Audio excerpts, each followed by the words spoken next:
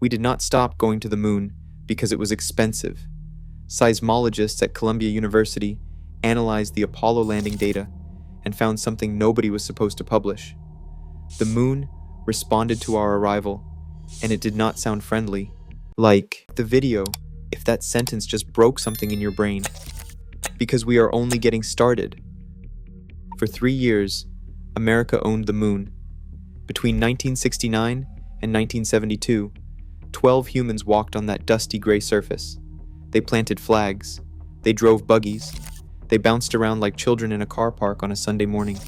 The whole world watched and cheered. NASA beamed the footage back live. Governments held press conferences. History books wrote the final chapter. And then, completely without warning, we just stopped. 6 successful missions. 12 astronauts on the surface. Humanity's greatest achievement. Repeated 6 times in 3 years. Then nothing. Total silence. For over 50 years. The official answer always felt slightly too clean. Budget cuts. Political will. Cold War victories secured. Public interest fading. Move on. Nothing to see here. That explanation works fine on the surface. Governments cut funding all the time. Space is expensive. People get bored. Politicians want votes, not moon rocks. But here's the problem with that clean story. NASA already had 3 more missions fully built and ready. Apollo 18, Apollo 19, and Apollo 20 had functioning hardware. The Saturn V rockets were sitting there, fueled. The suits were packed. The crews were trained. You do not cancel 3 fully built moon missions because the public stopped watching. You do not walk away from the greatest exploration program in human history because a senator wanted the money back. Something else happened first. The data suggests the moon itself told us exactly what it thought about our visits. Let us go back to Apollo 12, November 1969. 2 astronauts descend to the surface. They plant seismic sensors. They deliberately crash their lunar module into the moon as a test. Seismologists wanted to measure basic vibrations. They expected a short, sharp thud, the kind of reading you get when you drop a stone in a garden. Instead, the moon rang like a bell for over an hour. Not a brief shudder, not a simple seismic ripple. One solid, sustained, ringing resonance that lasted 55 minutes.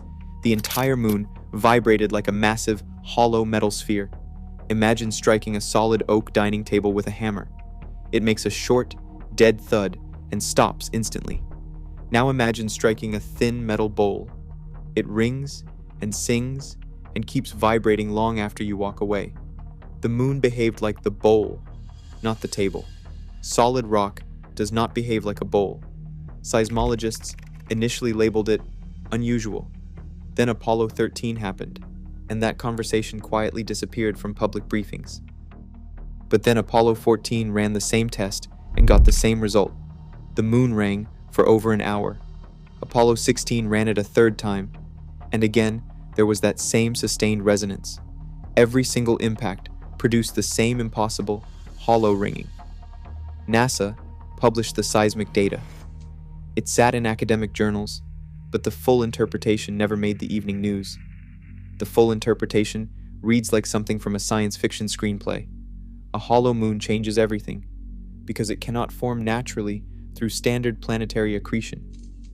Planets and moons build themselves by smashing together chunks of rock over millions of years, and that process fills the interior completely. There is no mechanism in standard physics that carves out the inside of a moon and leaves the shell intact. So what exactly are we walking on up there? And then it gets worse. Apollo 11 seismic data recorded something even stranger. During the landing sequence, sensors picked up rhythmic, repeating vibrations, not random geological noise. The patterns repeated with near identical spacing. Natural seismic activity does not produce regular rhythmic patterns. Earthquakes produce chaotic, unpredictable waves. Volcanic rumbling produces messy, irregular noise. Rhythmic repeating patterns have only one known source in physics. Either something is generating them deliberately, or something structural inside the moon resonates at a fixed frequency when disturbed from outside. Neither of those options sits comfortably at a NASA press conference. Former NASA consultant and geophysicist Dr. Gordon MacDonald stated publicly in 1962 that if the moon's density distribution matched its observed behavior, the moon would have to be hollow. He published it, and it went mostly unread. Then, the Apollo seismic readings arrived and proved his math was not wrong. He did not get a second press conference. Now think about the timeline. Apollo 11 lands in July 1969. The hollow ringing data begins arriving immediately. By late 1972, all remaining moon missions are canceled. The hardware sits in warehouses to this day. Some of it ended up in museums, still in its original packing crates. That is like buying a brand new Ferrari, driving it once, parking it in a garage, and never touching it again. The excuse being that petrol got slightly more expensive. The budget explanation never fully adds up, because the budget for Apollo 18, Apollo 19, and Apollo 20 was already allocated and spent. The vehicles existed. Scrapping the missions cost money. Canceling them was not the cheap option.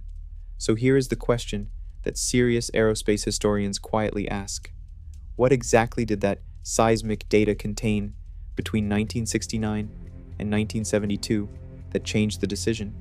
Because something changed it. Hard and fast.